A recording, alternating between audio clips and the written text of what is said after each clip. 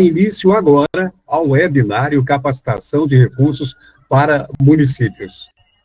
Senhoras e senhores, este evento é online e tem como objetivo fortalecer a gestão pública municipal, promovendo o conhecimento técnico e estratégico necessário para ampliar o acesso a recursos e oportunidades institucionais.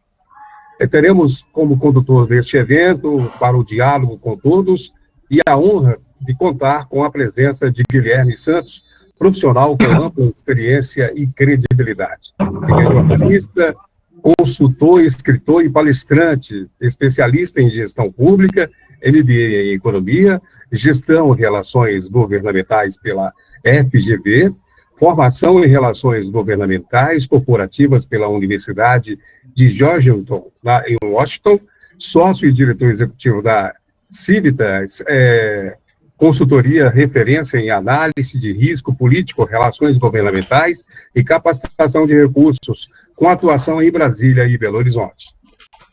Preparem suas anotações e participem com perguntas e comentários, porque vamos juntos fortalecer os municípios mineiros por meio de conhecimento e da articulação institucional.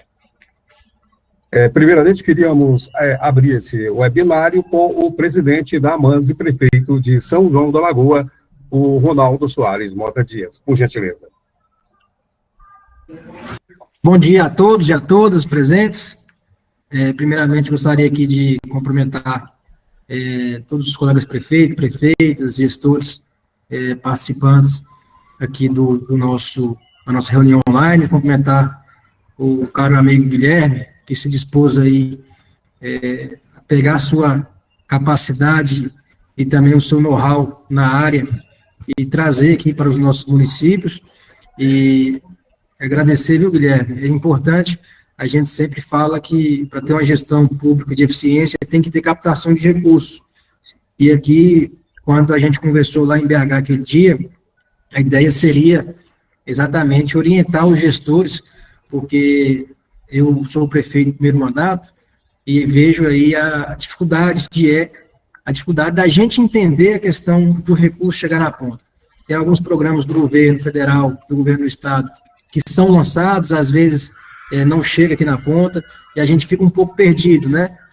Também tem a questão de prazo de indicações, de emendas, o que é, e podemos pedir ao deputado, aos senadores, enfim, é uma série de requisitos aí que a gente entende que se nós, prefeitos, gestores, tiver de fato esse conhecimento na ponta da língua, eu tenho certeza que nós vamos aumentar a nossa arrecadação.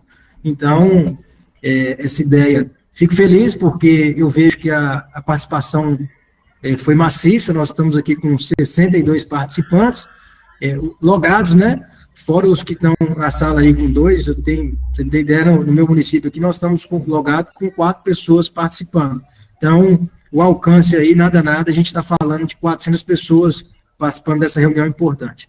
Então, desejar a todos uma boa reunião, tenho certeza que essa reunião trará bons frutos para todos nós e também para os nossos municípios. Muito obrigado. Agradecemos a participação do presidente da AMANS e prefeito de São João da Lagoa, que fez a abertura desse webinário, o Ronaldo Soares Mota Dias. E agora, para conduzir este importante diálogo, temos a honra de convidar Guilherme Santos, profissional com ampla experiência e credibilidade. Guilherme Santos, por gentileza. Bom dia, obrigado, Luiz. Quero iniciar primeiro agradecendo a todos que estão aqui, né, realmente um volume muito significativo de participantes que reflete a importância do assunto que nós vamos discutir aqui para os municípios. Agradecer de forma muito especial à AMANS pelo convite e mais especificamente ao nosso presidente, o prefeito Ronaldo, que tem sido, além de um amigo, claramente um gestor muito preocupado, né, em garantir o acesso à informação de qualidade. Foi o que ele manifestou para mim desde o primeiro momento em que ele conversou comigo sobre a possibilidade da gente fazer esse momento aqui com vocês. Então, parabenizar e agradecer, né, pela lembrança. E o nosso intuito, gente, é, acima de tudo, tentar trazer para vocês, não vou dizer que serão muitas novidades. Eu tenho sempre muito cuidado de respeitar as pessoas que trabalham com isso nos nossos municípios, em especial vocês aí na região, porque o que a gente costuma ver de forma muito evidente é que nós temos excelentes profissionais em praticamente todas as prefeituras, forjados da forma mais importante, né, que não é a academia, forjados na experiência, né, na luta, né. Então, eu tenho certeza que aqui nós temos, além dos prefeitos, secretários, gestores municipais de convênio, que realmente aprendem muitas vezes na marra, e eu não tenho dúvida nenhuma de que podem, inclusive, me ensinar muito nessa conversa que nós vamos ter aqui hoje. Mas, ao mesmo tempo, tentar organizar informações para vocês, né, tornar um pouco mais, já que a gente fez essa pausa da correria aí das prefeituras por uma horinha e pouca, a gente tentar organizar um pouco desse universo e trazer um bloco de informações aí que ajude vocês a tomar as decisões que vocês precisam tomar, né. Nosso treinamento aqui, ele foi pensado dessa forma, é uma versão um pouco mais completa, né, um pouco mais robusta, de um treinamento que nós fizemos para os prefeitos aí no evento da imersão da MM em Montes Claros há alguns meses, e eu fico feliz que a gente possa compartilhar agora com um volume maior de profissionais, né, e que é um treinamento focado especificamente de forma muito técnica e prática apenas, né, até porque, como vocês todos sabem, se eu ficar aqui só falando para vocês sobre operação de sistemas, até falarei pouco disso, tá? Operação de sistemas, prazos, enfim, além de ficar maçante, não reflete pura e simplesmente, e de forma mais profunda, na verdade, aquilo que a gente espera que vocês compreendam, vocês já sabem, mas que é bom ver de forma mais abrangente. Nós, quando falamos de captação de recursos, estamos falando de processos eminentemente políticos.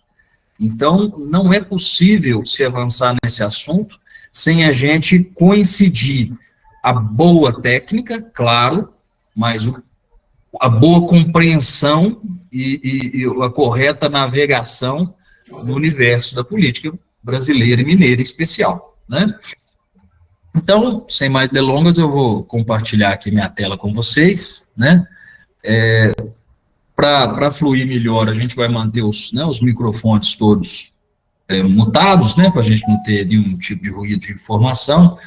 Quem quiser fazer alguma pergunta, o ideal é a gente fazer no final, né? Porque senão até para a operação aqui fica meio confuso. Mas pode tanto mandar aí na caixinha, né, no chat, quanto no final a gente abre aí para a gente conversar um pouco. Aquilo que a gente souber responder, responderemos. O que eventualmente tiver dúvida, a gente pede ajuda aqui para os universitários, né, porque ninguém é dono da verdade, né, o importante é a gente buscar ela juntos, né. Então, vamos lá. Vou dar uma espelhadinha na tela aí, que eu vou ter que compartilhar a tela toda, mas é jogo rápido.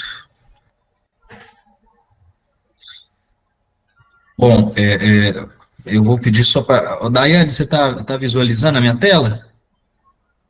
Sim, vejo perfeitamente. Tá, então tá bom. Então, esse breve treinamento a gente chamou de Desvendando Brasília, né? Captação de recursos para municípios no desafiador cenário de 2025. É lógico que a gente menciona também aqui o governo do Estado, mas de forma muito especial a gente fala de Brasília por motivos óbvios, né? É onde está o dinheiro, né? De forma mais absoluta.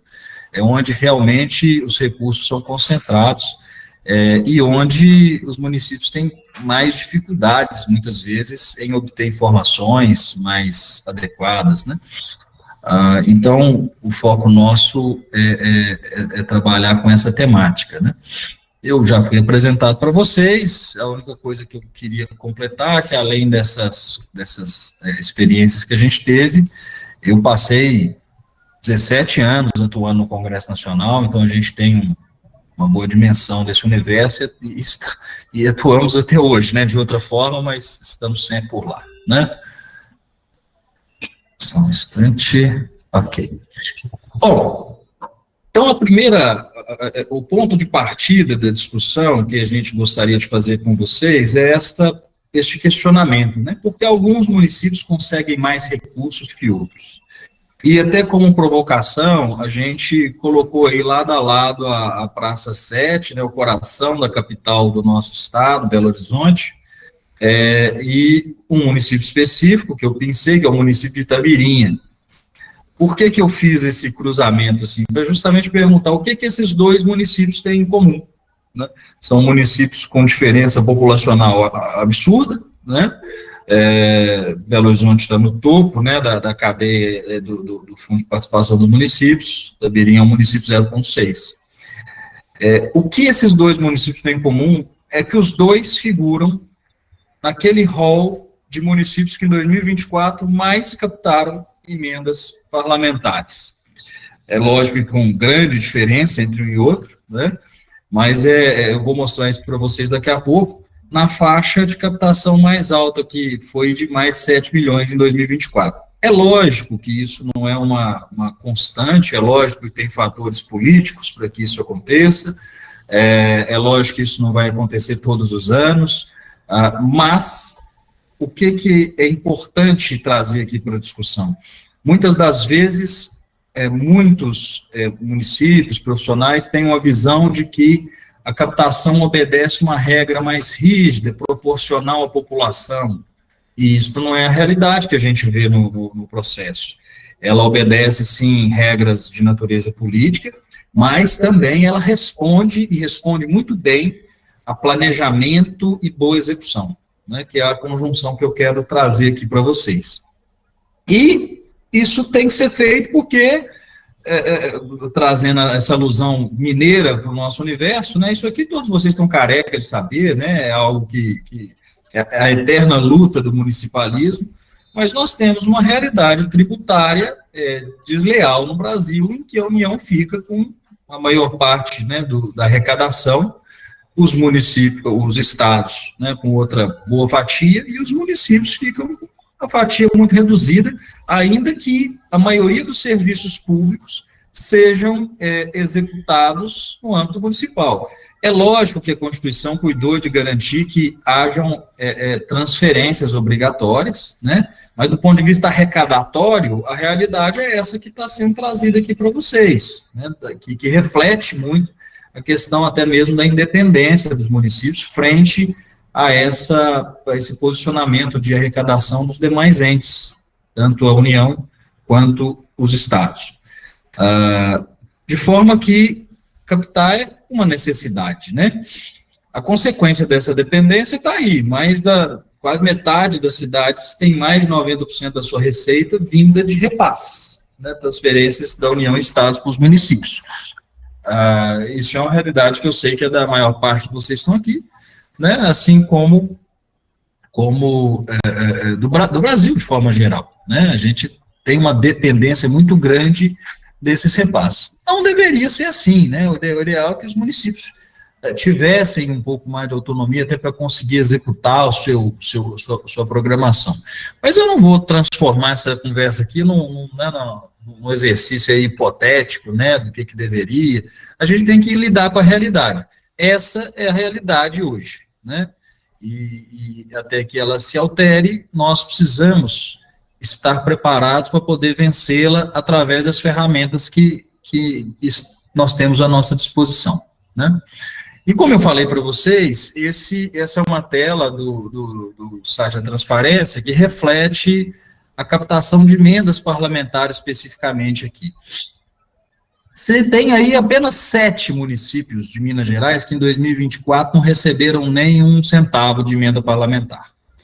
Esses municípios têm seus motivos, né? Se não é uma tragédia política, são municípios que têm uma arrecadação própria, oriunda de royalties, por exemplo, muito substancial, né?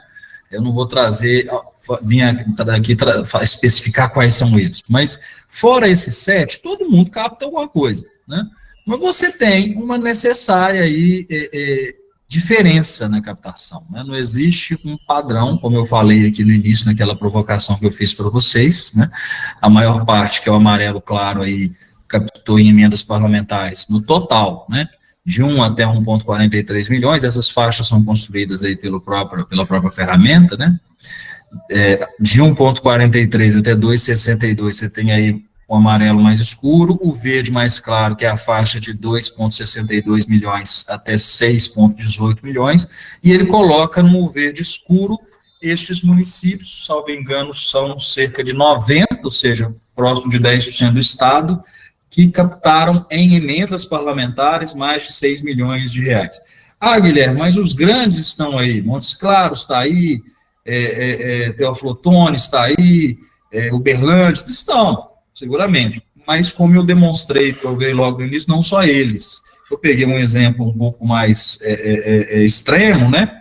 Não são muitos municípios, 0,6 que estão nessa lista, né? Na verdade, salvo engano, aquele era o único. Mas tem municípios de outras faixas, né, e municípios com 10 mil habitantes, 15 mil habitantes, você tem uma alternância muito grande. Lembrando, nós estamos falando aqui de emendas parlamentares, não estou falando nem sequer de captação bruta.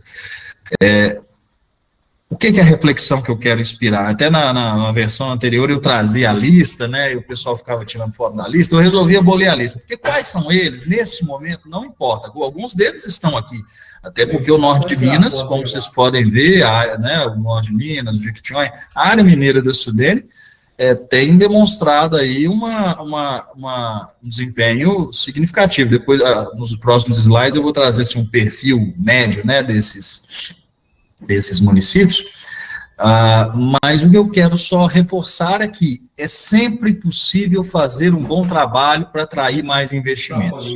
Quanto mais acomodada a prefeitura, a administração estiver, menos investimentos ela atrairá.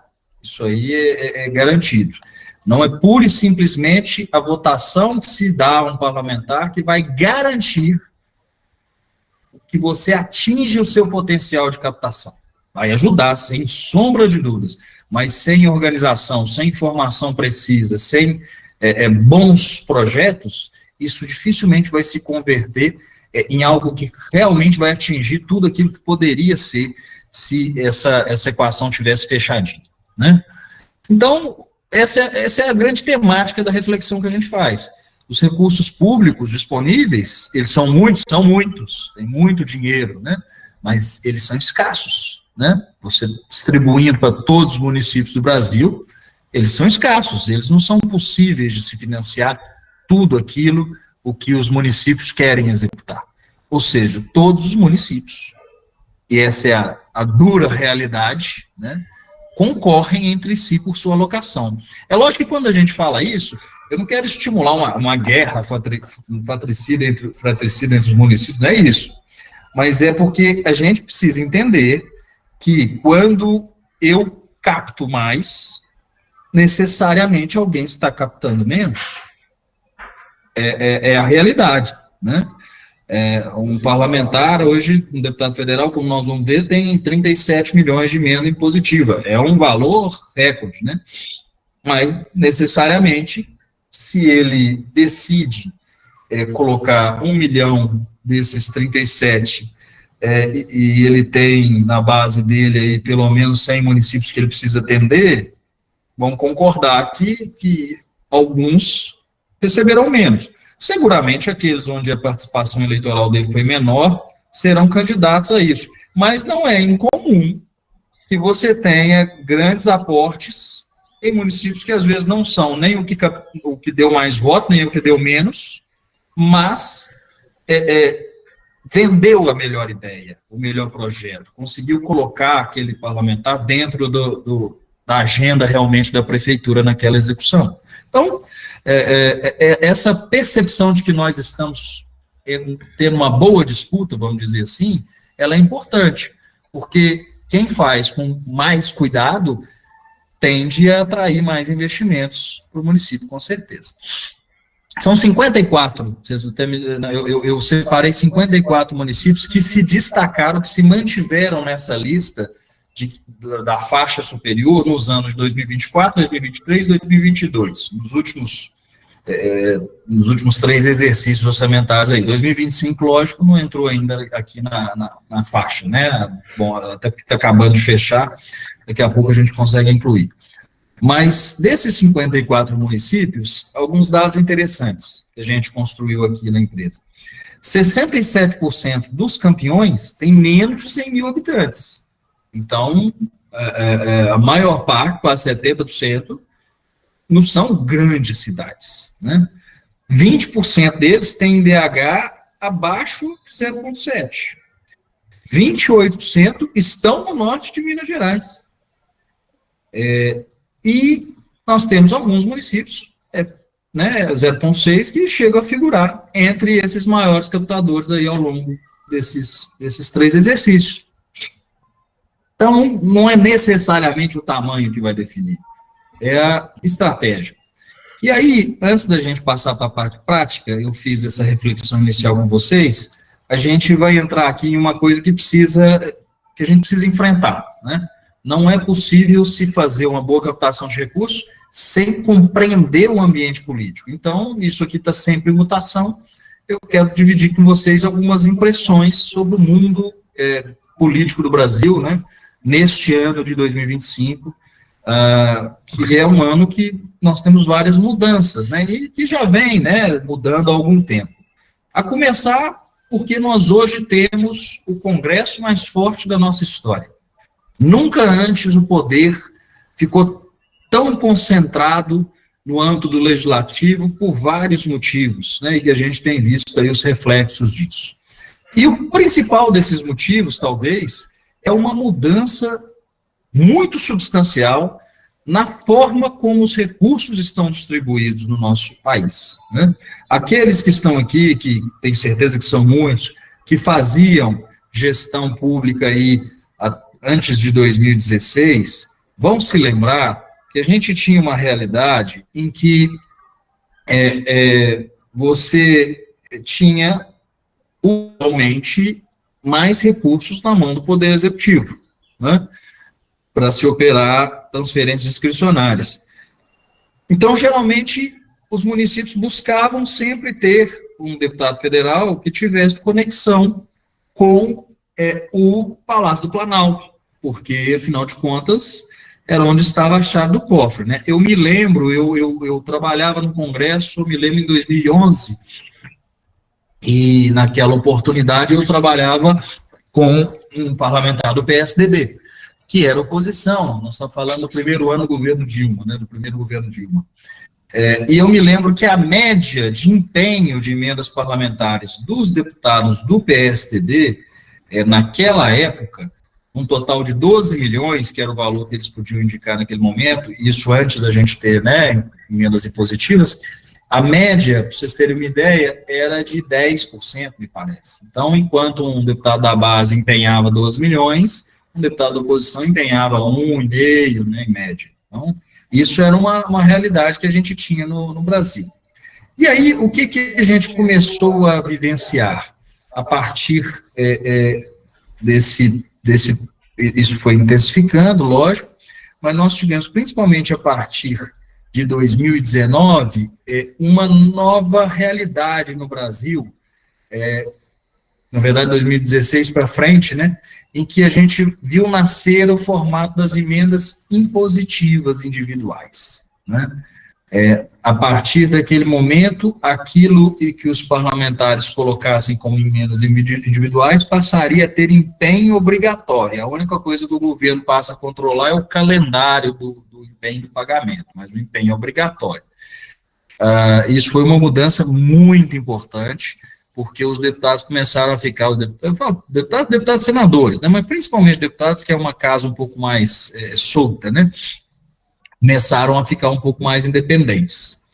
Mas a grande mudança mesmo se deu, nesse meio tempo nós tivemos a figura das transferências especiais, né, que começaram a acelerar esse processo também, isso impactou bastante, mas o que a gente teve de mudança mais radical acontece ali naquele orçamento de 2020, principalmente no orçamento de 2021. Em 2020 você vê uma elevação substancial, né, da quantidade de recursos oriundos de emenda parlamentar, o que se converteu em 2021 numa mudança total Lembrando que está pontilhado é do Congresso, que está azul aí é RP2 e RP3, ou seja, são discricionários do Poder Executivo.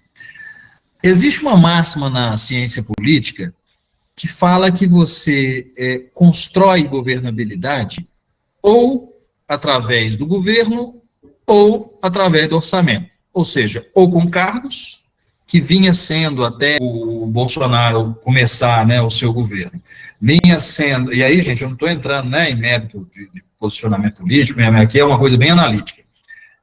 Bolsonaro fez uma escolha, ou foi levado, né, a fazer uma escolha, de ao invés de criar espaços para construir a governabilidade no governo, criou espaço no orçamento. Então, a gente teve uma grande transferência dos recursos discricionários para a mão do Congresso Nacional e uma queda drástica desses recursos para definição discricionária pelo governo federal. Isso levou o Congresso a elevar muito, né, o patamar de emendas parlamentares, de transferências discricionárias do Legislativo, emendas individuais, emendas de bancada, e também nós tínhamos aqui o que está extinto agora, né, que é o RP9, que era a chamada emenda de relator, ou orçamento secreto, né, que foi o apelido que a mídia deu. E aí você tem essa mudança de fluxo, que até tentou se inverter depois, mas não se consegue mais manter. Hoje o Congresso tem um posicionamento recorde de concentração de recursos sob decisão do Legislativo. Isso muda a lógica, né? E em 2025 esse jogo sofreu já alterações, né? A gente tem aqui uma troca nas duas casas, né, natural. Sai o senador Rodrigo Pacheco da presidência do Senado, que é moderado, tem uma posição institucional muito clara, é mais estável, né? Teve alguns embates com Arthur Lira durante a sua administração, volta, né, Davi Alcolumbre, que é um exímio articulador, né, tem um perfil mais assertivo, um pouco mais independente, né, dos seus posicionamentos, é um dos astros aí desse fortalecimento do Congresso, e na Câmara sai o Lira, centralizador, pragmático, sempre controlou muito a pauta e as emendas, com uma relação às vezes difícil com o Senado, querendo puxar o protagonismo, e entra Hugo Mota, que tem um perfil conciliador, uma liderança mais agregadora, e consegue ter uma conexão tanto com o governo quanto a oposição. Esses dois novos líderes aí desse superpoder, né, que vem se intensificando no Brasil, eles assumem com a proposta de criar um alinhamento, né, e que incluía o governo. O problema é que a gente tem visto que não tem funcionado muito bem, né?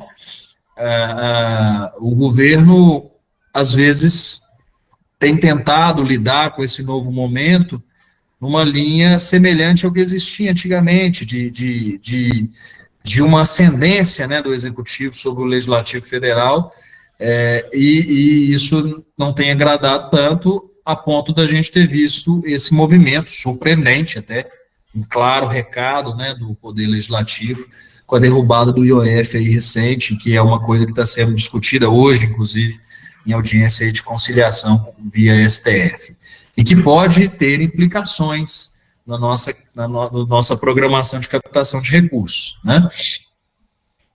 Enfim, outro elemento fundamental no ano de 2025, para a gente, né, entender o que vai acontecer com esse processo, é esse cabo de força entre o Congresso e o Supremo Tribunal Federal.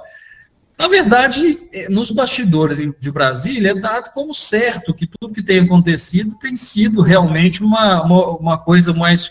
O pessoal entende que é uma combinação governo e STF para poder frear um pouco essa força que o Congresso desenvolveu, até porque se materializou aí na figura do ministro Flávio Dino, mas que revisitou aí toda essa questão de emendas parlamentares, numa novela longa, né, que, para ser mais sintético, ela até agora já fomentou a suspensão de todas as emendas de comissão em 2024, promoveu a sanção em tempo recorde de uma nova lei complementar, com novas regras que já são aplicadas. Eu sei que a maioria dos que estão aqui, que estão acompanhando esse processo, já sabe, né, das novidades, eu vou trazê-las aqui a seguir. E liberação, bloqueio de execução dessas emendas de comissão, já tinha dito, inicialmente ele suspendeu todas, né, depois foi liberando. E a conta bancária específica para a saúde, que é uma novidade, né, hoje todo recurso de saúde tem que ter uma conta bancária específica para aquele recurso, o que na minha visão é um contrassenso, né, assim, do ponto de vista de operação. Eu imagino a vida de vocês, né, ter que ir no banco e abrir uma conta bancária para cada emenda de saúde que deveria, né, ir para o mesmo lugar, mas enfim, é o que temos hoje, né, e isso foi gerando tensões e tensões. O Congresso tentou segurar o orçamento para tentar forçar um acordo, esse acordo foi feito, mas ainda está bem instável, né. Eu não vou entrar nos pormenores, mas só para vocês verem que é um fluxo complexo, é uma verdadeira novela que a gente tem vivido com relação à discussão de qual vai ser o formato das emendas parlamentares, e isso gera muita instabilidade, até mesmo na expectativa de receber, de empenhar aquilo que for sendo liberado. Então, existe muita ainda nebulosidade, apesar de que algumas regras já estão mais claras. Quais são essas regras que foram oficializadas aí no cenário brasileiro em tempo recorde, como eu falei, com a nova lei complementar? As principais. Os parlamentares agora têm que indicar o objeto para destinar a transferências especiais. Isso aqui é extremamente importante, impacta muitos municípios.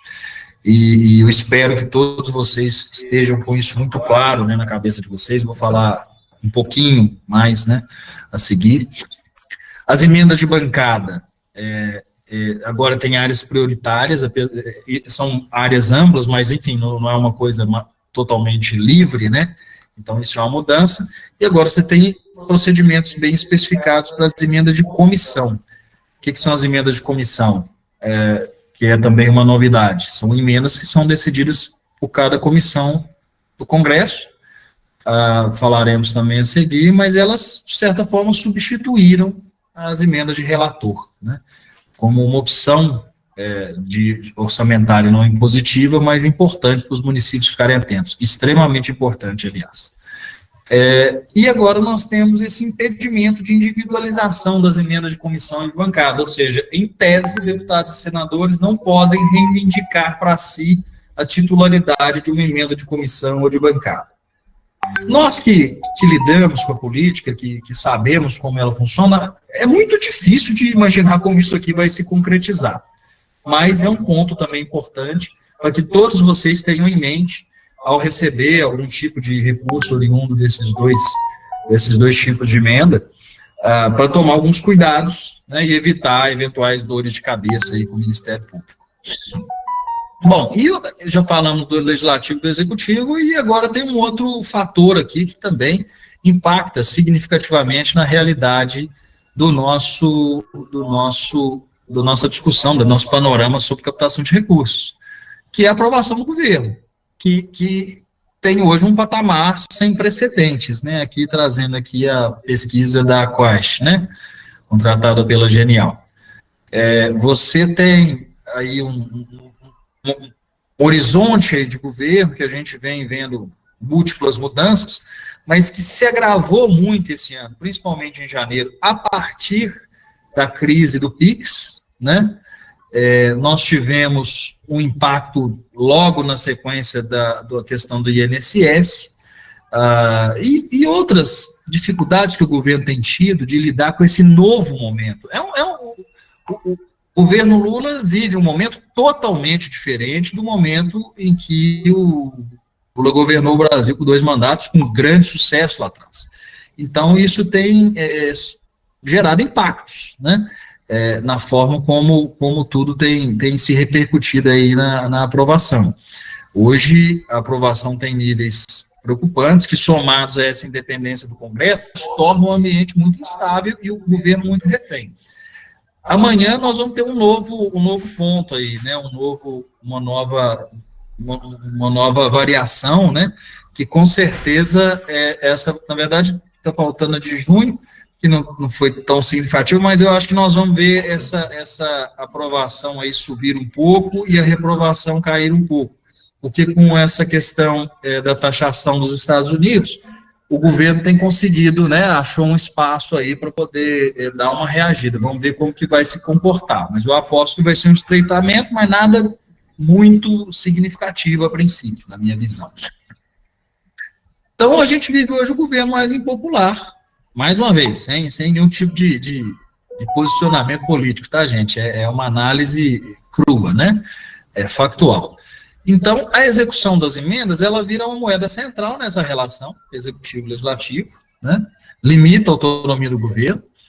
Com o Lula enfraquecido, o orçamento muito enrijecido, 94% das despesas que você tem são obrigatórias. O que resta são só 6%. Desses 6%, o Congresso já tem mais de 2%. Então, assim, o governo federal fica muito esvaziado, né, na sua capacidade de centralizar recursos. A base aliada fragmentada, uma pressão forte por liberação de recursos, o governo continua aí dependente da articulação com líderes partidários para aprovar as pautas prioritárias, né?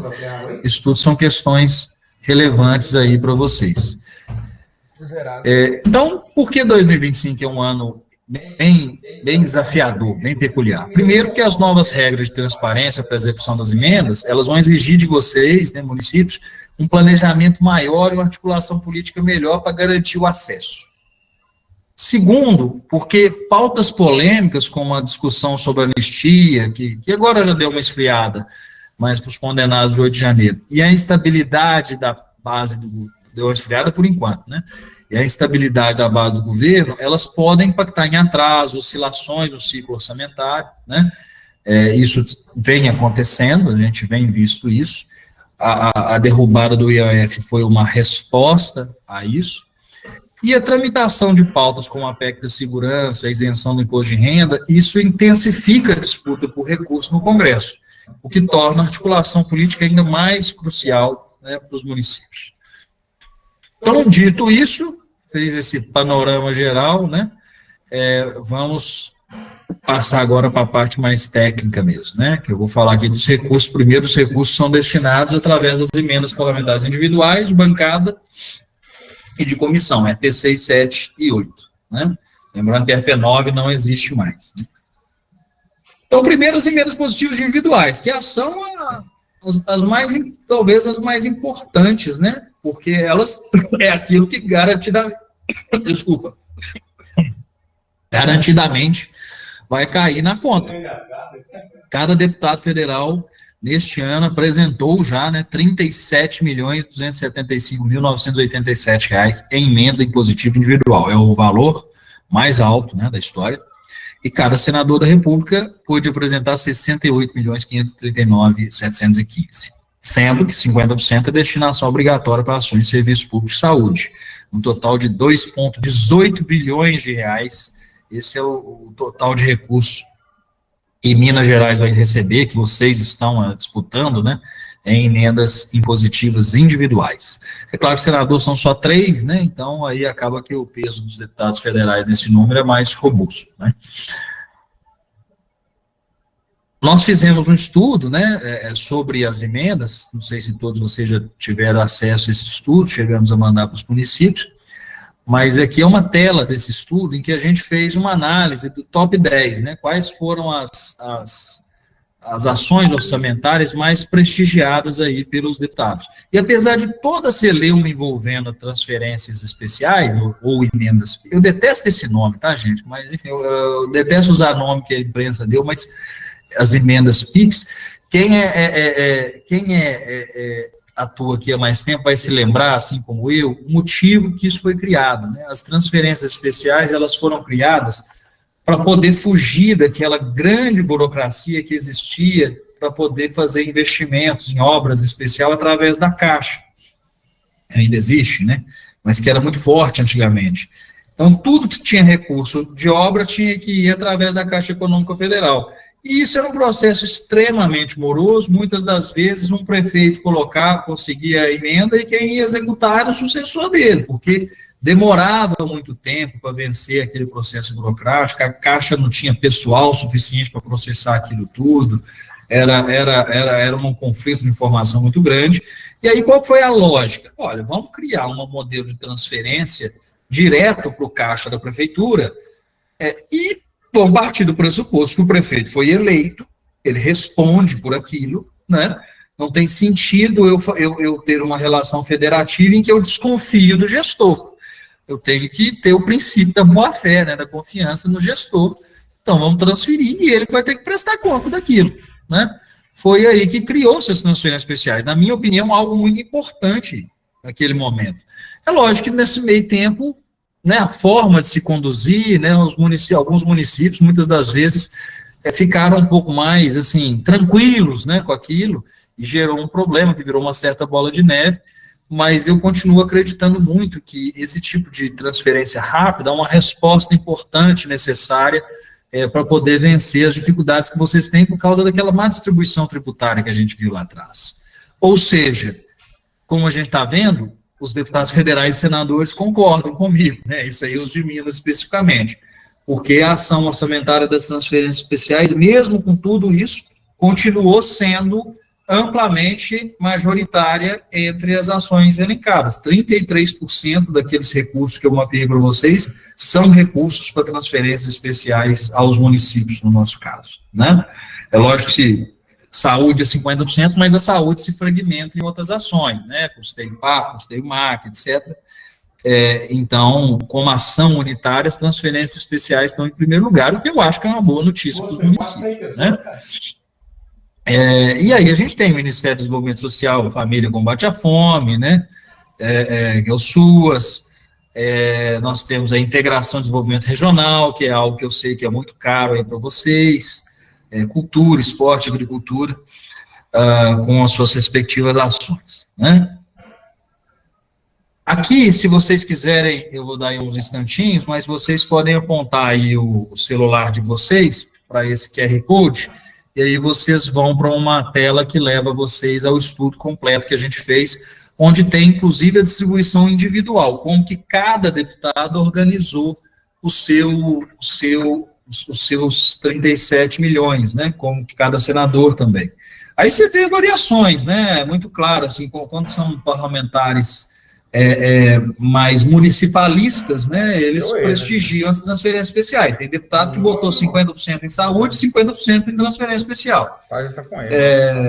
A maioria deles pulveriza um pouco, né, coloca um pouco ali para atender maquinário, alguma coisa em educação, né, mas você tem também muitos parlamentares, principalmente parlamentares de perfil mais governista e que tem uma base que não é muito municipalista, aí eles já pulverizam bem, né? Tem várias ações diferentes, porque sempre é montado para atender aquela estratégia do mandato daquele parlamentar. Mas a maioria, né, dos deputados de Minas são deputados de perfil municipalista, né? Precisam dos prefeitos.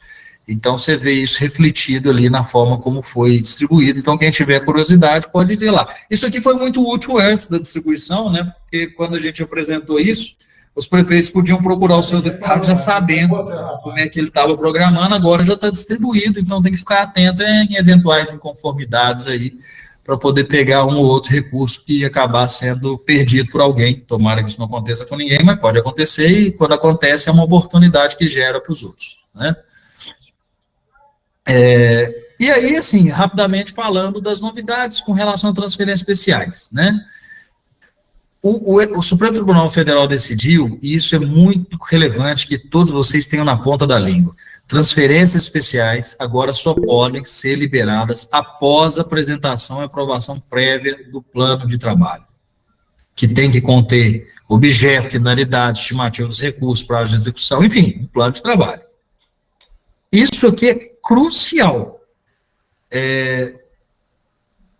Um detalhe importante que eu sei que também espero, né, que todos vocês já estão buscando resolver, é que o Supremo também exigiu que as transferências especiais de 2020 até 2024, que não tiveram, né, prestação de contas, que seja apresentada essa prestação de contas, né, dos planos de trabalho, né, para poder haver a liberação, inclusive das emendas deste ano. O que isso quer dizer? Que vocês teriam, espero que estejam fazendo isso, revisitar essas transferências especiais, mesmo que de mandatos anteriores, de outros prefeitos, se for o caso, para entender como é que aquilo está, porque aquilo que não tiver plano de trabalho cadastrado, e esse plano de trabalho não for analisado, nós vamos, vou nem dizer o risco, vai ser prejudicado no recebimento de transferências especiais esse ano. O mais provável, eu até estava entendendo que poderia, assim, ficar restrito o pagamento, mas não é isso. O mais provável é que vai ser uma inconformidade e o dinheiro vai ser devolvido ali para a indicação do parlamentar. Então, municípios que não tiverem com isso resolvido vão correr um risco. É lógico que a Advocacia Geral da União, isso é importante também vocês saberem, né? Requereu uma autorização para o STF para dispensar essa análise prévia, né? Alegando que muitos dos recursos já estão sendo executados, então seria uma formalidade sem um efeito prático, né? Mas o ministro Flávio Dino, que foi em junho, pediu para o Tribunal de Contas da União se manifestar sobre isso, mas até agora, já até passou o prazo, nós não temos uma manifestação. Ou seja, para os municípios não ficarem reféns dessa decisão, busquem cadastrar os planos de trabalho lá no transfer, no modo específico das transferências especiais. Com um detalhe, as transferências deste ano, que foram indicadas já pelos deputados para 2025, nós vamos ter a divulgação dos beneficiários no transfer igual até dia 29 de julho. É lógico que vocês já receberam aí, né, comunicados dos seus deputados, vocês já devem ter mais ou menos essa expectativa. Pode ser que às vezes um comunicado não chegou e você receba, então tem que ficar atento. Mas percebam, o prazo que foi dado é que essa divulgação dos beneficiários vai ser até 29 de julho.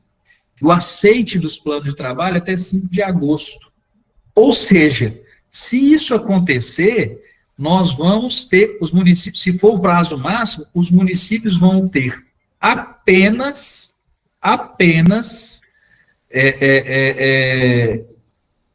5 dias, na prática, né, 6 dias, para poder fazer o plano de trabalho. Então, já se antecipem, né, com relação a essa questão. Nós já temos aqui algumas perguntas, que daqui a pouquinho eu vou dar uma olhada.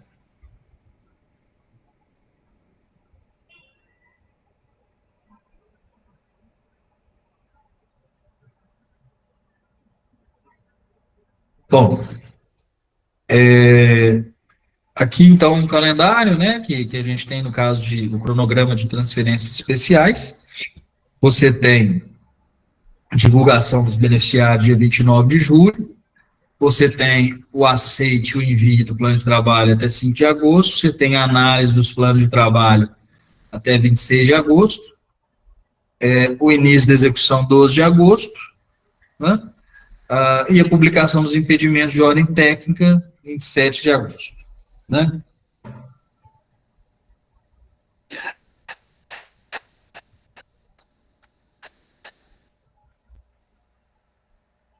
O Márcio de Paulo mandou uma pergunta aqui, o seguinte,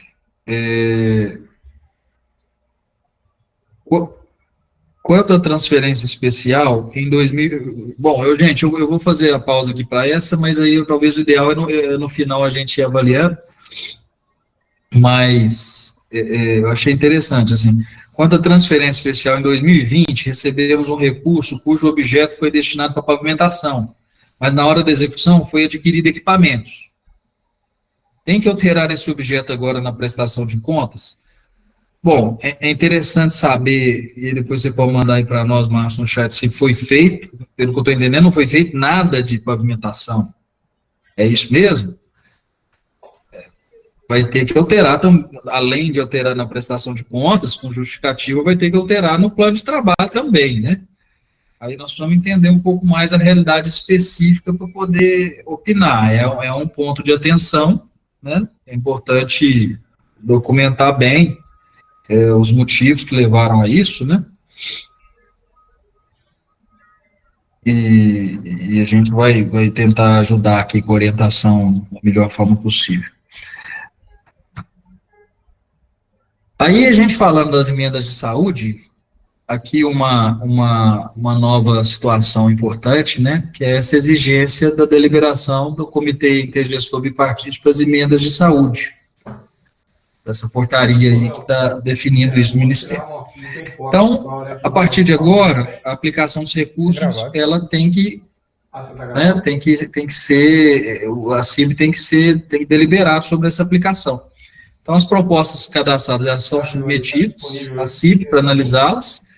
Isso comprometeu um pouco a rapidez na liberação dos recursos, né? Você falou que ele mostrou... Só que até mesmo para poder otimizar esse processo, as deliberações, elas podem ser assinadas via InvestSUS, né, conforme a nota informativa que está aí, 1 de 2025, do Ministério da Saúde. Então, basicamente, né, tudo fica lá, a CIB consegue autorizar de forma mais... consegue deliberar, colocar a deliberação de forma mais célere, né? Eu sei que isso aqui, gente, está dando muita dúvida. Muitas dessas questões a gente ainda não tem as respostas assim na ponta da língua, até porque na verdade as respostas elas estão sendo meio que construídas, né, em tempo real, é tudo muito novo.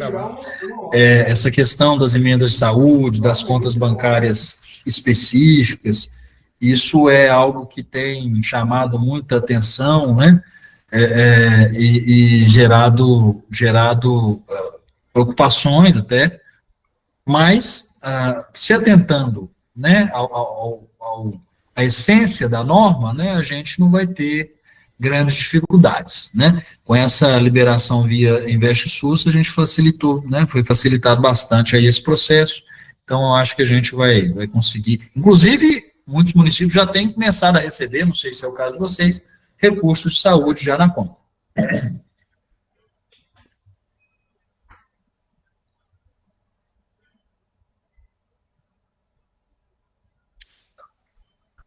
Aí vamos entrar rapidamente aqui nas emendas de bancada, né, que esse ano são 14,2 bilhões, 28 bilhões, isso no país.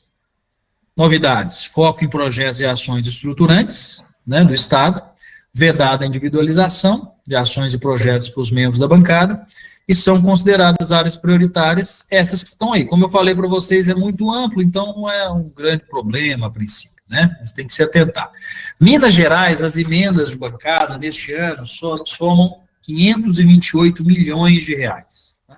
Acredito que todos aqui saibam bem, né? As emendas de bancada são emendas que são decididas pela bancada mineira do Congresso, né? Deputados e senadores conjuntamente.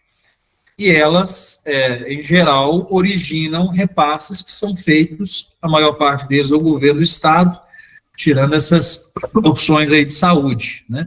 Educação, os recursos aí que vão ser 105 milhões são utilizados para comprar ônibus escolares, isso vai para o caixa do Estado compra, né, e faz a doação para vocês.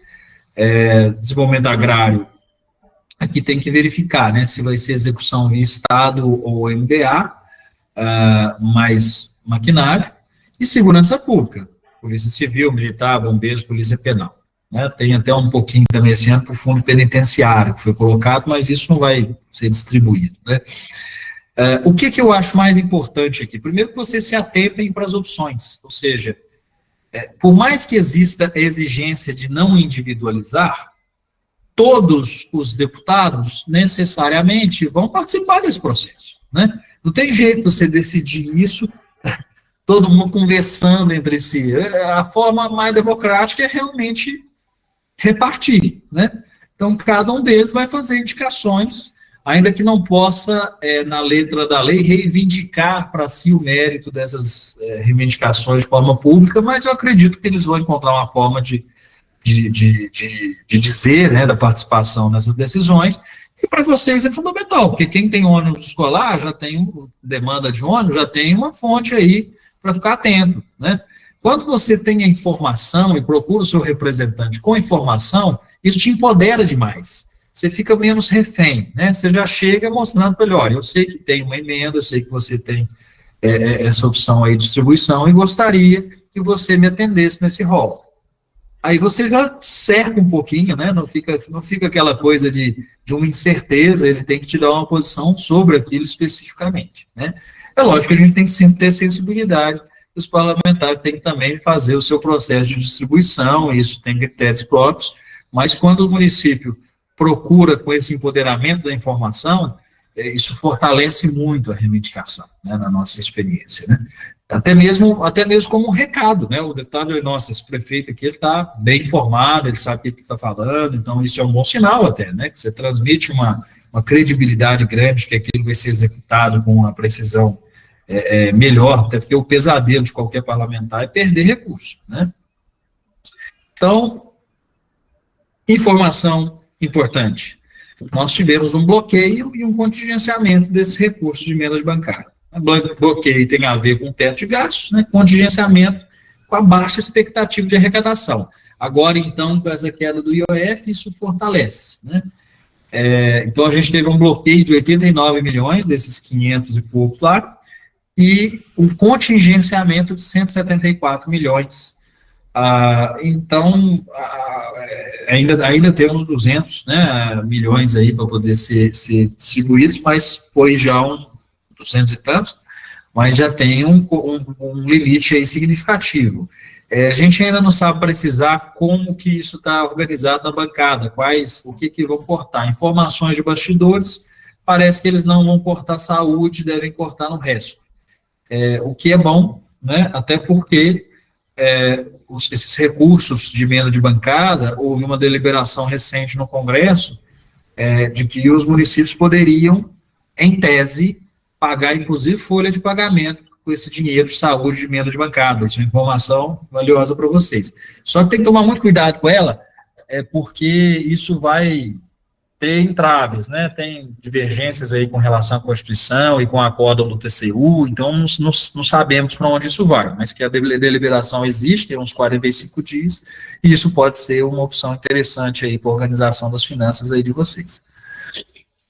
E aí a gente tem as emendas de comissão, né? Que são esse novo formato, que está distribuído entre partidos, porque os partidos comandam, né, as comissões. O PL está aí com maior volume, principalmente porque o PL tem um presidente da Comissão de Saúde, né, que é um deputado mineiro, inclusive, o deputado Zé Vitor, que é a comissão que tem 50% dos recursos, como sempre, né?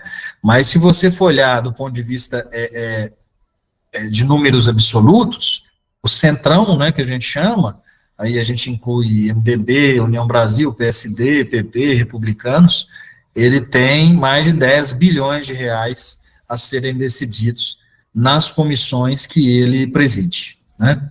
São 11,5 bilhões em RP8, emendas de comissão, mas com o valor total, o valor total vai superar, porque tem alguns outros recursos discricionários que estão contados aqui. Então, na verdade, são mais de 20 bilhões que serão decididos nessas emendas de comissão. Nós tivemos até um episódio recente, né, que o líder do PL deu uma declaração meio polêmica, deixou soltar que teria um acordo, que o partido que comanda a comissão fica com uma fatia, me parece que 1/3, e o restante é distribuído entre as demais bancadas, né? Isso aí o Flávio Lino pediu ele para se explicar, deu uma estremecida. Mas, o que fica claro aqui? Primeiro que, trazer para vocês os nossos parlamentares mineiros que presidem comissões hoje, né? Zé Vitor, na Saúde, Lafayette Andrade, Desenvolvimento Econômico, Finanças e Tributação, Rogério Correia, Diego Andrade, Minas e Energia, Dandara, Amazônia, Povos Originários e Tradicionais, o Zé Silva, Defesa dos Direitos da Pessoa Idosa, Marcelo Alvantor, no Turismo, e Fred Costa, Legislação Participativa. É lógico que todos os deputados participam dessa decisão, né? Mas acaba que esse posicionamento do presidente pode ajudar, principalmente em eventuais destraves aí. Né? Por isso que essa é uma informação relevante para nós. Minas tem muitos presidentes de comissão hoje. O que é importante a gente atentar é que foi criado um sistema já para indicação de emenda de comissão, esse sistema já está no ar, né? E os deputados já podem fazer a indicação num formulário como esse, em que ele já inclusive sugere, entre aspas, qual município vai receber aquele recurso. Informações de bastidores, tá, gente? Isso aí a gente não pode cravar, né? Mas, assim, a gente acredita que cada deputado aí deve ter mais de 10 milhões para indicar em emenda de comissão. Então, é uma fonte de recurso não impositiva, isso é importante, mas muito relevante para a atenção de vocês todos, lembrando que está sujeito aí, né, a várias intempéries que a gente tem visto, né. E aí a gente tem os recursos discricionários. Antigamente eles começariam, né, a apresentação, agora eles vêm para o final, né, eles são um pouco menos importantes. Em 2024, nós tivemos 15.595 propostas apresentadas. Apenas 3.919 viraram instrumentos assinados, né? É muito, enfim, é pouco, mas ao mesmo tempo, a gente não tem ampliação, expectativa de ampliar isso esse ano, mas é importante cadastrar todas as propostas possíveis dentro dos interesses e prioridades do município, né? Porque são recursos que podem ser sempre uma fonte. E é imprescindível o gestor estar atento a essas oportunidades para o empenho ser negociado, que geral vai dar na articulação junto ao Congresso, né? Boa parte desses recursos o governo já trata como recursos que ele vai negociar. É lógico que ele não vai negociar planos de trabalho ruins, né, propostas ruins. Então, tudo aquilo que o município for fazer, faz com o máximo de capricho e conformidade, né?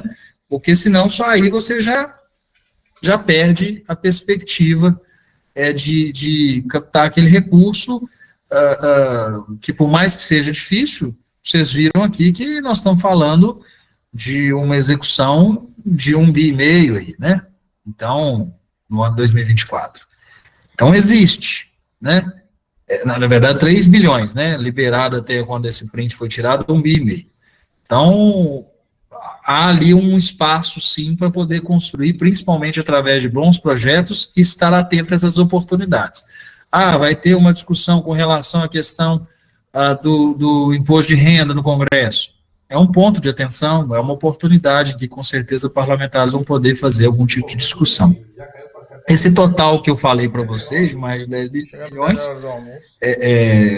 com certeza o empenho disso vai ser, muitas das vezes, atrelado a esses momentos, né, de decisão que dependa do Congresso. É lógico que, se o governo não conseguir resolver os problemas arrecadatórios, nós provavelmente teremos contingenciamento aí também, né? Novo PAC, eu sei que vocês todos, né, já cadastraram lá as suas propostas, né? Que é muito importante, está um pouco atrasado o cronograma, mas é outra fonte essencial. O PAC 3, no ano passado, nós tivemos 81 bilhões de reais, né, executados, em execução. Então, nesses eixos, né, que estão estabelecidos, é uma fonte valiosíssima de captação de recursos para os municípios, principalmente projetos estruturantes. Então, a gente tem aí, para este ano, essa programação de 30 bi, né, do Orçamento Geral da União, voltados para esses 4 ministérios aí, sendo que, no caso dos ministérios das cidades, aí você tem financiamento, porque alguns módulos do Minha Casa Minha Vida estão ali, né? Aqueles que são oriundos de financiamento dos municípios. Mas enfim, é uma fonte necessária, espero que todos vocês tenham cadastrado suas propostas lá no prazo, né? Ao todo, Minas Gerais cadastrou 4.648 propostas no novo PAC Seleções. A expectativa de divulgação era agora em junho, já não foi para julho, mas a gente já está projetando que nós vamos ter esse resultado em agosto. Muita gente pergunta, Guilherme, mas a gente pode fazer alguma coisa? Pode. Inclusive, é esperar que vocês busquem isso. Vocês podem pedir ao deputado de vocês, né, para com vocês fazer essa interlocução com o governo, defender a importância da proposta, né? Isso é válido, né? Aí é fazer política. Lógico que isso não tem nenhum tipo de garantia, mas esse tipo de relacionamento, ele sempre ajuda, né, a reforçar a busca, né? A gente não pode descansar. E aí, trazendo aqui para o campo estadual, nós tivemos uma mudança importante aqui em Minas, né? Isso vem se intensificando com as emendas impositivas estaduais, né? Elas começaram a ficar mais importantes ao longo do tempo também, repetindo o que a gente vem visto em Brasília. Este ano, cada deputado estadual pôde apresentar R$ 23.916.737, porque é equivalente a 2%, vem crescendo essa média, é equivalente a 2% da receita corrente líquida. Então, você vê que hoje a distância de um deputado estadual para um deputado federal nem é tão absurda assim mais. Com um detalhe, recursos estaduais saem de forma mais ágil, né, costumam ser mais travados, tem a opção de enviar recursos para entidades. Então, com certeza virou, os municípios não podem ficar pensando só em Brasília e esquecer disso aqui não, porque virou um espaço importantíssimo também para garantir as transferências necessárias. O que a gente tem de informações sobre a execução, né?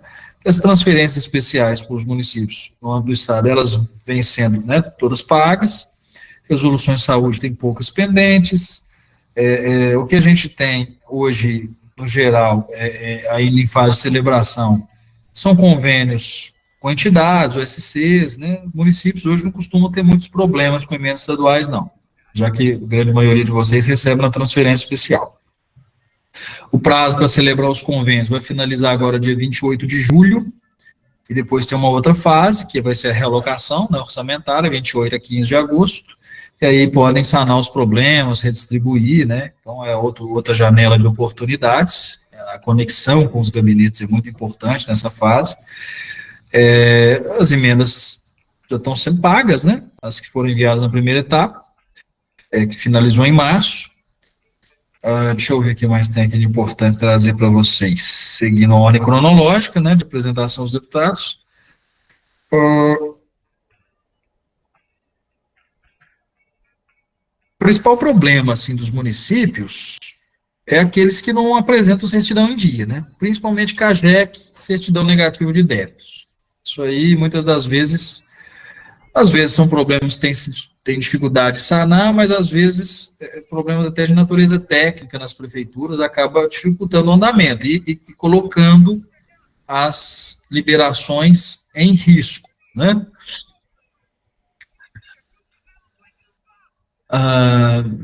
Bom, já caminhando agora para a conclusão, para a gente começar a conversar um pouco, em um cenário politicamente, tecnicamente complexo, como que os prefeitos devem agir? Para nós aqui, a gente acredita muito nessa conjunção entre esses três pilares.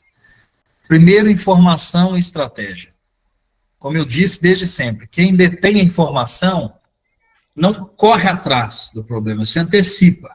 Então, quando você sabe o cronograma, quando os prazos estão claros para você, quando você consegue isso, é muito importante para o nosso meio, saber a informação antes mesmo que ela seja pública. Isso é uma coisa que a gente tenta sempre fazer com os municípios que a gente acompanha. Você consegue estar preparado quando ela chega, né? Você já tem uma estratégia preliminar.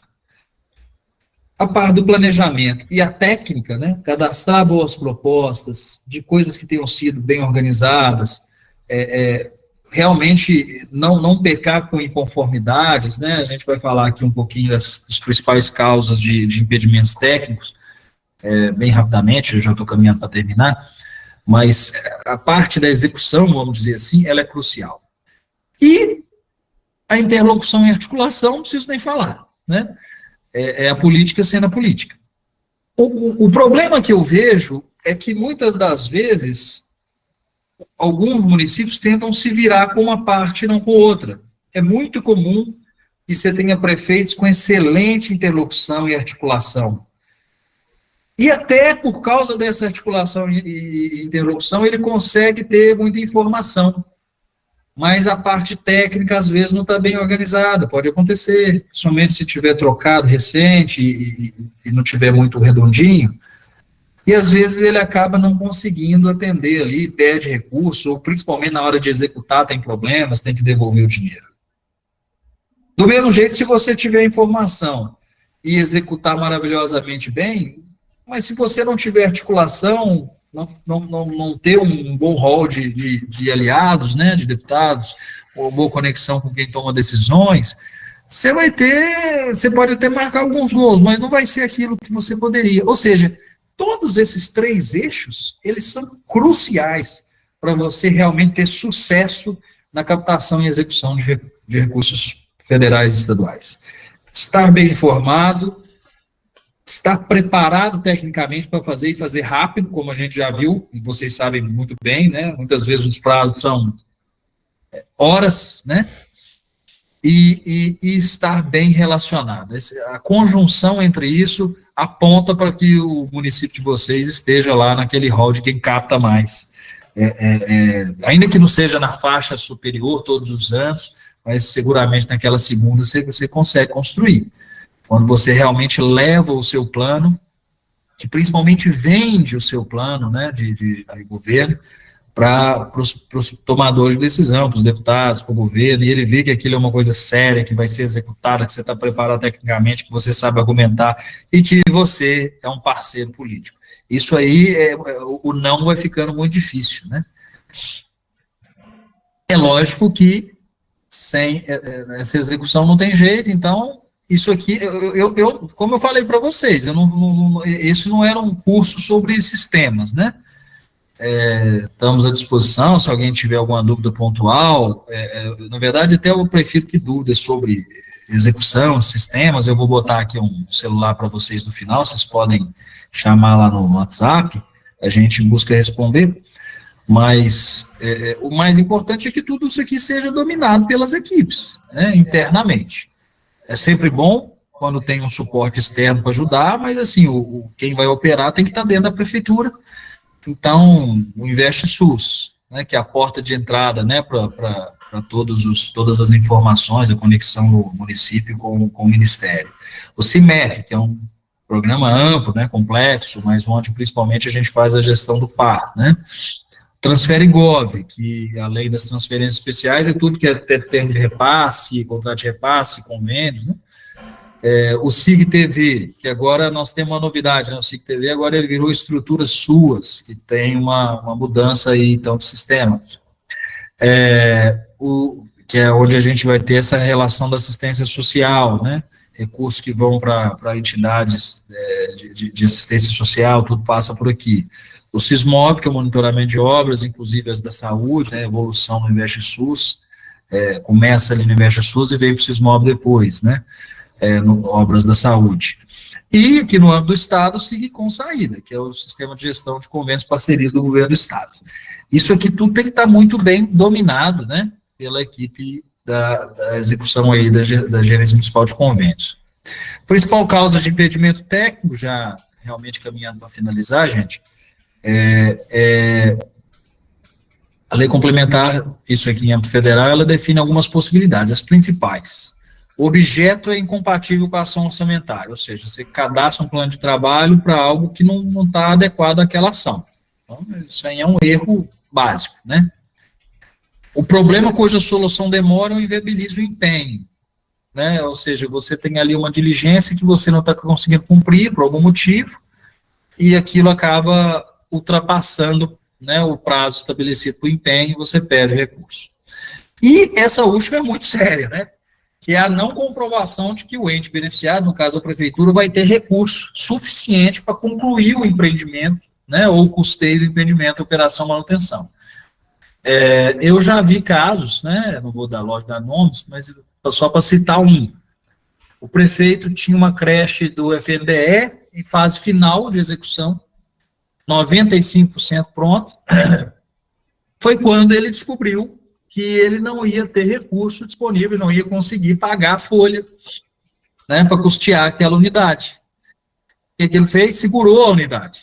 Não, ele segurou a conclusão da obra, né, foi dando uma barrigada, aquilo virou um problema político, a população viu que tem uma creche pronta, que praticamente que não abre, né, e trouxe consequências políticas. Então é lógico que tudo aquilo que for feito, hoje em dia isso é um pouco mais difícil de acontecer, mas tudo que for feito tem que ter essa preocupação de que vai se adequar, né, à execução posterior, né, à manutenção por parte da prefeitura. Etapas que a gente entende que são adequadas, né, para um bom processo de captação. Identificar as principais demandas, isso aqui a maioria das prefeituras, elas são reativas, né, eu falo muito isso nessas palestras que a gente fez para os prefeitos. É muito comum o prefeito recebeu uma ligação do deputado dele, às vezes no último dia, 10 horas da noite, prefeito, tô te mandando aí X mil ou X milhões de emenda disso. Não foi o prefeito que pediu, o deputado é que decidiu dentro dos critérios dele. Aí cada um tem a sua fórmula, mas sempre é muito assim, quanto que eu tive de voto, o que eu tenho que distribuir, bota tanto para o fulano, não, mas prefeitura tal veio aqui, ele tem um projeto importante lá que eu preciso priorizar, então eu vou mandar um pouco mais de transferência especial para ele, e para o ciclano, ao invés de eu mandar isso que eu ia mandar, eu vou compensar um pouquinho aqui na saúde, botar alguma coisa aqui de estrada. Moral da história, o que o ciclano ficou? Com o resto, entre aspas. Por quê? Porque ele não conseguiu colocar o deputado na mesma página da prioridade municipal dele. Por isso, você ter com muita clareza aquilo que é a demanda e qual a prioridade delas, que é o segundo aí, é muito importante para você. E quando eu falo isso, não é levar para o deputado um ofício, isso aqui são as minhas prioridades. Você pega o ofício, tem 10 itens, né? Não necessariamente em ordem. E aquilo lá vira uma coisa geral ali para o deputado. Enquanto você tendo com clareza o que você precisa que saia mesmo, que é aquilo que você vai pedir em emenda impositiva, você já é mais assertivo naquilo que é a sua prioridade. Você inverte o pó. Né? Lógico que isso nem sempre é fácil de fazer, mas se você nem sequer tentar, aí você não vai conseguir fazer mesmo. Então é você realmente tentar puxar as rédeas desse processo de captação.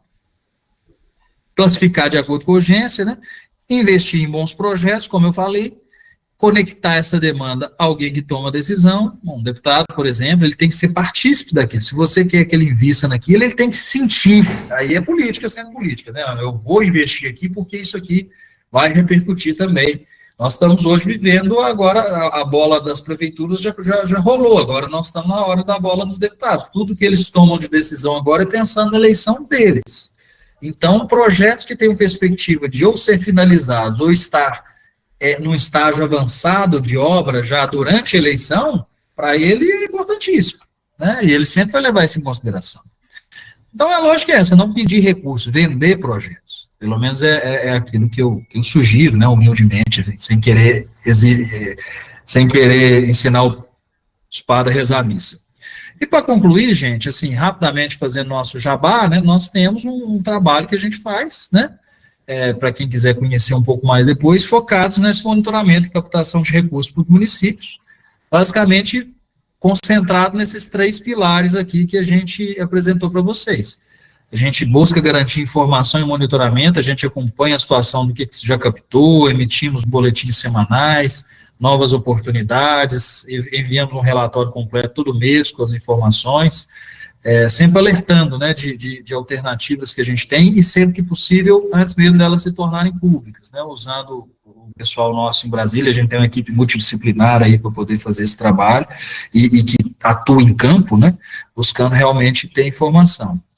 Captação e gestão de recursos, a gente dá suporte, né, para o setor de convênios, orienta, tira dúvidas, ajuda na gestão ali dos programas, dos softwares, né, apoiamos o cumprimento de diligências, a gente ajuda a ficarmos atentos todos, né, para não haver perda de recursos, e principalmente, eu acho que isso aqui é o mais específico, a gente dá esse suporte, tanto em Brasília quanto em Belo Horizonte, virando uma espécie de embaixada da prefeitura, né? Quando o prefeito, o secretário, o gestor não está em Brasília, nós estamos lá para tratar dos interesses, né? Dando um suporte técnico, né?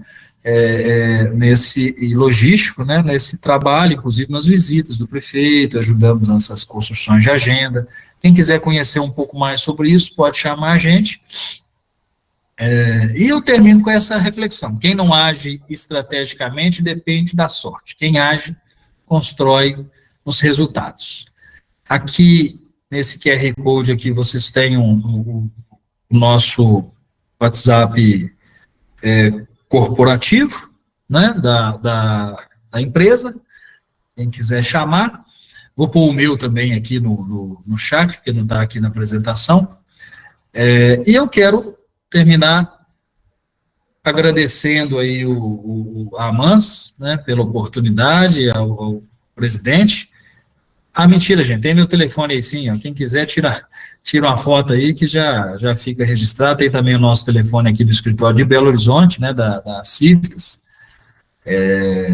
E, e aí estamos à disposição de vocês, meu e-mail, né, para a gente conversar e tentar apoiá-los da melhor forma possível para vocês estarem lá no topo da captação. Muito obrigado mais uma vez. Olha que bom, agora eu estou vendo que ainda tem 75 pessoas, né? A gente vai falando, eu não estou vendo, e a turma ficou, né, Daiane? Graças a Deus. Ô, Sim, Guilherme, a turma ficou. chegamos a quase 100 participantes nesse webinário aí. Parabéns aí Olha que benção. pela sua fala aí, foi muito importante. E agora a gente abre espaço para as perguntas, para as respostas, para as suas respostas diante das perguntas aqui dos participantes. Enquanto isso, eu estou lendo aqui também o que a gente tem de pergunta já feita. Me parece que tem uma outra aqui.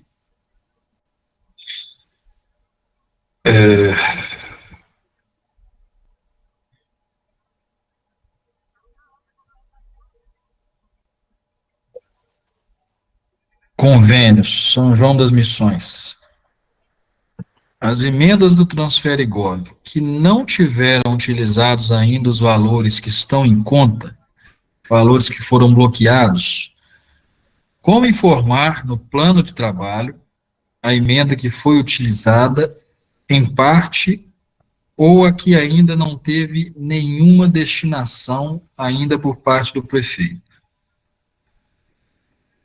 Era bom ter alguma capacitação, porque até então não era obrigatório o lançamento do plano de trabalho. Estamos com dificuldade no lançamento dos planos de trabalho com as informações corretamente. Essa dificuldade não é só de vocês, né? Essa dificuldade é realmente do Brasil.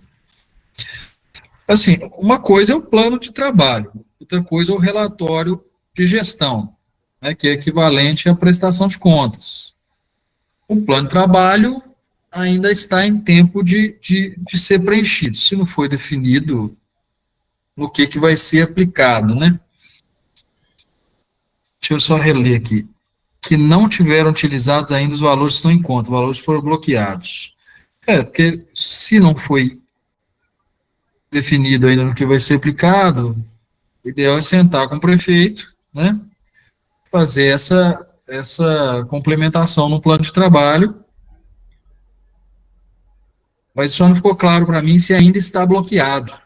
É bloqueado pela decisão do STF, é isso?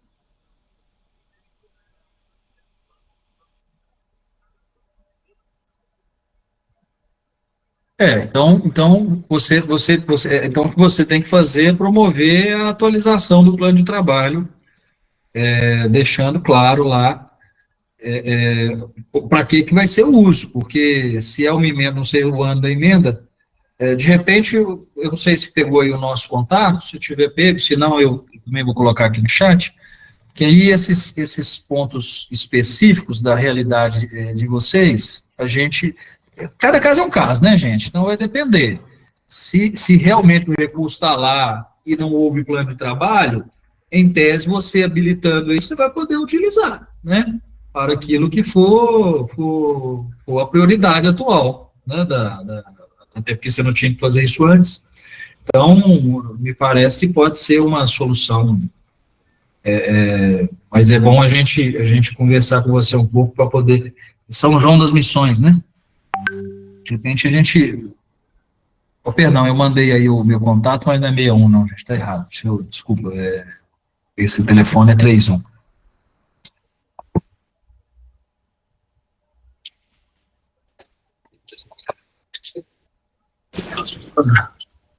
Mais alguém quer fazer algum comentário, até falando aqui?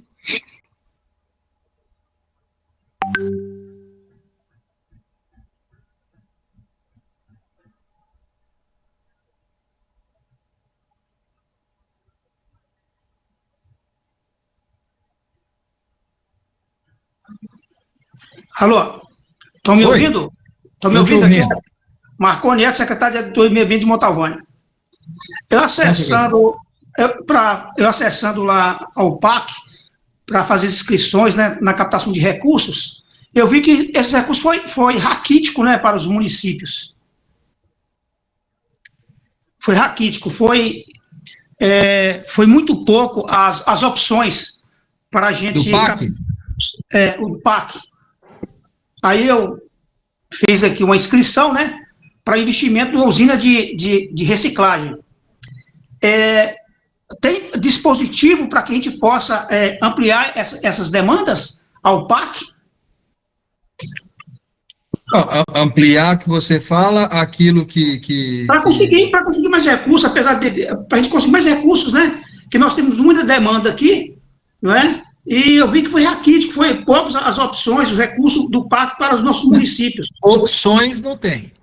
Este ano não, né? As opções deste ano é aquelas que você teve ali direito de cadastrar a proposta. Então... Porque uma das demandas da gente aqui, eu acredito também que da maioria dos municípios do Norte de Minas, é justamente a preocupação de logística, né? Para a gente poder fazer estradas para acessar os nossos setores produtivos, né? Então, para isso, a gente precisa de maquinários, né? Para poder realizar essas demandas, que é uma coisa muito importante, porque, até o caso de Montalvânia, nós temos um potencial geológico invejável, abundância de água, terras férteis, e a gente precisa se estruturar, né? O nosso município para poder recuperar essas estradas vicinais para favorecer a escoação da nossa produção agropecuária e estimular também, né, tanto o nosso setor produtivo e na atração também do agronegócio, de investidor do agronegócio. A exemplo aqui, eu trouxe 2 empresários aqui de Janaúba, que eles investiram aqui em fruticultura. Então, a gente precisa, repito, recuperar as estradas vicinais, tanto para dar suporte para o setor que nós já temos em atividade, tanto quanto também atrair empreendedores. Aí, reitero, como é que a gente faz? Se há possibilidade, se há um canal para a gente se interceder a Brasília para ampliar esses recursos do PAC. Ô Marconi, assim, realmente, infelizmente, no PAC, nós não vamos ter essa opção agora, né? Isso acho que até é importante que esses feedbacks sejam feitos para que o pessoal possa avaliar como que vai ser nos próximos exercícios. Mas você tem uma opção que eu te recomendo pesquisar um pouco sobre, e qualquer coisa você pode chamar a gente aqui, que a gente dá uma olhada também para você, que é o PROMAC, do Ministério da Agricultura, Pecuária e Abastecimento, que é um programa que aí não é o RP3, né, que é o PAC, é o RP2, mas que é um programa discricionário, de liberação do executivo focado em maquinário. Então, assim, não é PAC, mas é algo que está à disposição já dos municípios. Inclusive, o prefeito Fred aqui atuou, já recebemos aqui, né, uma rede escavadeira do programa do PROMAC. Justamente foca isso aí, né, trabalhar para melhorar a logística, para dar apoio ao setor produtivo, ao PROMAC. E através das emendas, né? É muito comum você ter emendas parlamentares focadas em maquinário, né? Mas a resposta que eu posso te dar imediata é essa, porque realmente, se alterar o PAC, isso não vai acontecer esse ano. Né? Sim, mas tem que acontecer a execução. Mas estando aqui na frente de muitos prefeitos, se soma forças que pode, né, reivindicar que o próximo PAC ele tenha mais recurso para nossos municípios menores. Eu acho que, inclusive, seria uma manifestação, né, interessante da AMANS, né? Com relação às opções que foram disponibilizadas para o novo PAC Seleções este ano, os nossos municípios, que são mais de 100, ou seja, tem um peso, né, inequívoco, percebem que ficou um pouco restrito, a gente vê que tem outras questões que são importantes para a aceleração do crescimento, que é o foco do programa. Então, eu acho que é uma ação possível de ser feita, mas, assim, eu não posso dizer a você que vai surtir resultado, aí depende muito da visão do governo, né? Acredito que é bem razoável. Inclusive, Guilherme, essa oportunidade é uma oportunidade ímpar, que está aqui o secretário na frente de tantos prefeitos. Eu quero fazer uma reivindicação, como diz os ingleses, brainstorming, né? Que é a tempestade de ideias, né? E nós estamos falando sobre receita, sobre recursos para o município. E o nosso município aqui da Subbacia do São Francisco, não sei se o senhor já ouviu falar isso, mas nós temos aqui uma das maiores bacias de gás do mundo, que começa aqui em Montavânia e vai até Buritizeiro, lá próximo de Pirapora, que é uma bacia de 126 mil quilômetros quadrados, uma reserva de 1 trilhão de metros cúbicos de gás, que é uma das maiores do mundo. Se nós falamos de receita, isso pode gerar muito royalties, né? Que vai somar, né, os recursos para que a gente possa investir no desenvolvimento do nosso município. O que o senhor tem a falar sobre isso aí? Se o senhor tem conhecimento sobre essa bacia de gás, que é uma das maiores do mundo? Um conhecimento superficial. O que eu acho que a gente tem que realmente ter em vista é que esse tipo de extração, quando bem modelado, né, é uma oportunidade regional importante para todo mundo, né? E que tem que ser estruturado. Mas eu não tenho muito conhecimento agora de imediato para poder te dar um posicionamento assim, né, de decisões de governo sobre isso. Posso até procurar saber e até mesmo ajudá-los de alguma forma, né, com porque o que a gente busca sempre fazer é isso mesmo, né, tentar entender os cenários e como que a gente pode agir. Isso é muito o meu trabalho, né. Acho que é um ponto de atenção, sim, para vocês, enquanto coletivo, né, municipalista, realmente buscar respostas. Né? Mas eu não vou poder te dar mais informações muito precisas sobre o caso, entendeu? Você até me perdoa.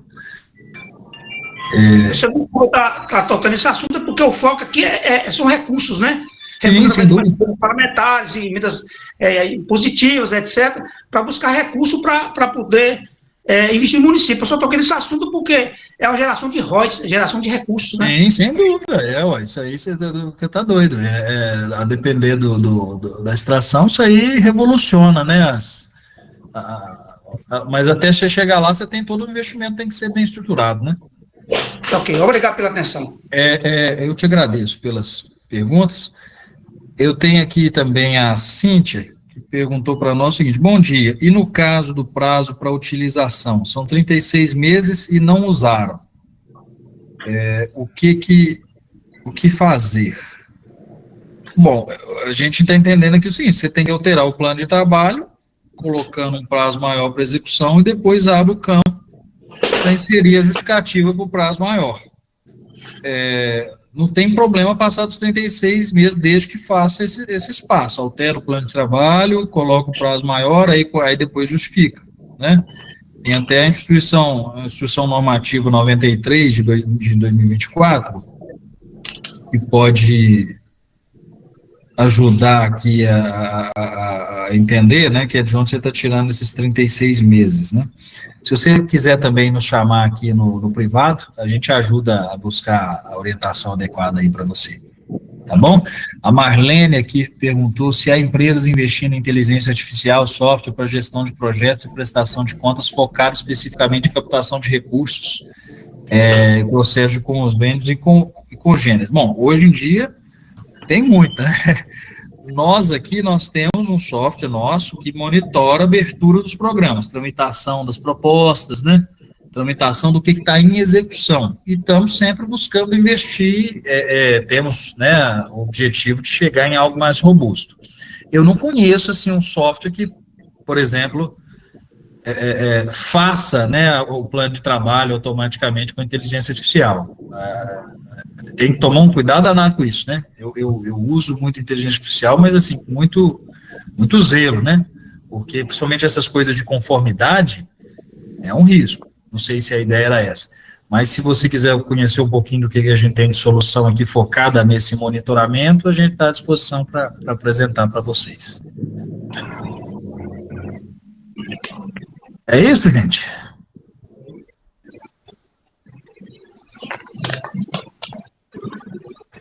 Daiane, eu acho que concluiu, né? Não, tem. A Márcia levantou a mão. Bom dia a todos. Bom dia. Eu quero apenas agradecer, seu Guilherme, pela oportunidade de participar dessa capacitação, agradecer a equipe da MANS, na pessoa do seu Luizinho, da Lália, que sempre compartilha com a gente, né? Então, foi excelente a colocação de vocês, todas as informações, eu só quero agradecer mesmo, tá bom? Muito obrigada, que Deus abençoe a todos. Eu que agradeço a você e a vocês todos, né, pela paciência, pelo carinho de estar aqui, mais uma vez ao Ronaldinho, né, que lembrou da gente para poder ter essa oportunidade aqui com vocês. A AMANS é uma referência para todos nós, né, que lidamos com esse universo municipalista, né, pelo tamanho, pela pujança, pela garra dos municípios, né, então, todos têm nosso respeito aqui, e fico feliz, né, pelas manifestações, acredito que a gente em alguma coisa conseguiu,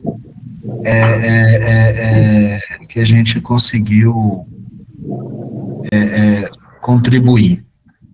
Bom, se eu deixei passar alguma coisa, aí vocês me chamam no Zap, ou depois eu até posso fazer um compilado, assim, das perguntas, das respostas, mando para a AMANS dividir com vocês, tá bom?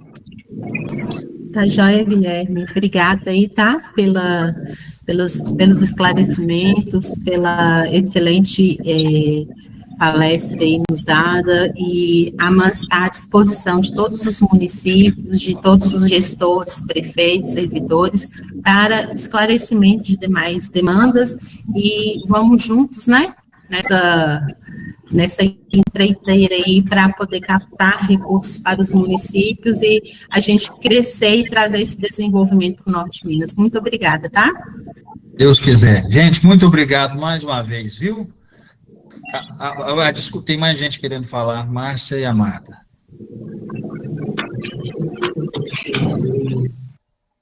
Eu acho que a Márcia é a que acabou de falar, né?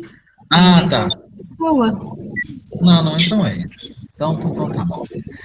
Gente, obrigado. Vocês têm, então, aí o telefone. Lembrando que é o 31, né? E também algum... Opa. Oi, desculpa. Parabéns aí pela explanação.